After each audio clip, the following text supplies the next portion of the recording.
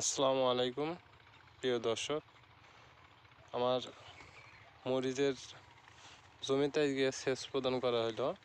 গাছে আল্লাহর রহমতে অনেক ফুল চালি চলে গেছে। সবার কাছে দোয়া প্রার্থনা রইল। আর আপনারা যারা মরিচ চাষ করতে যাচ্ছেন তারা এইভাবে বেড করে দুই পাশ দিয়ে ধান লাগাবেন।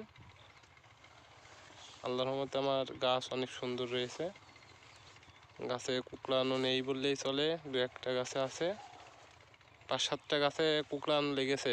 1350টা গাছ লাগানো আছে আমার এখানে। আল্লাহর রহমতে অনেক ভালো রয়েছে।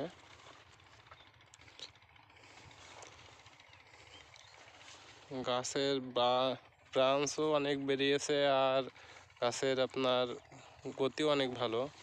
বাড়ন্ত গাছে বিষের হারটা একটু বেশি রাখবেন, কারণ বিষ না দিলে পোকার আক্রমণ বেশি হবে। তাই ধান চাষিদের কাছে শখের চাষ এটা।